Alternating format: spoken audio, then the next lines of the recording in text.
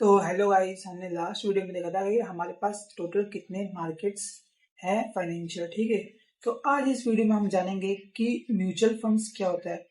तो mutual fund का मतलब बेस्ट एग्जांपल जो मैं लेकर आया हूँ वो समझिए कि एक आदमी है और वो एक बॉक्स लिया हुआ है।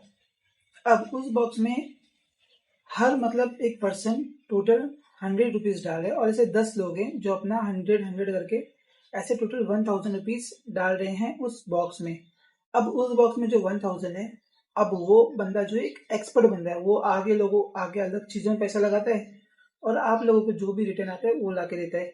अब कब पैसा उसने आगे लगाया, अब वो पैसा इस बार बढ़ा या फिर घटा, तो जो भी बढ़ेगा या घटेगा वो जो भी पैसा है वो आप और बाकी सब 10 लोगों में बांट देगा। ठीक है, तो ये होता है म्यूचुअल फंड। म्यूचुअल फंड में क्या होता है कि कोई भी एक एक्सपर्ट पर्सन्स जो होते हैं वो लोगों से पैसा लेते हैं और उन्हें डिफरेंट डिफरेंट मार्केट्स में और डिफरेंट डेब्ट्स में, बॉन्ड्स में, ये सब में पैसा लगाते हैं और एक रिटर्न जो एनुअल रिटर्न जो होता है उस हिसाब से जो भी परसेंटेज ऑफ रिटर्न निकल गया, जैसे कभी 10 आया कभी 12 आया, तो वो परसेंटेज ऑफ रिटर्न उनको वापस कर देते हैं लोगों को। ठीक है, एज अ इंटरेस्ट के तौर पे। तो अब टोटल म्यूचुअल फंड में ना 3 प्रकार के फंड्स होते हैं। एक होता है इक्विटी, इक्विटी होता है, डेट होता है और हाइब्रिड होता है। इक्विटी वाले में हाई रिस्क रहता है तो उसमें रिटर्न्स भी बहुत अच्छे निकलते हैं क्योंकि स्टॉक मार्केट के ऊपर डिपेंड करता है। अगला था डेट मार्केट।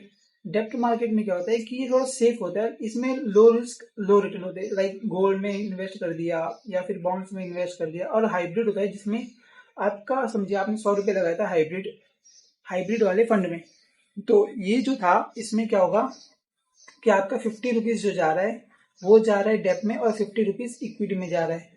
अब low risk low return, high risk high return दोनों में है।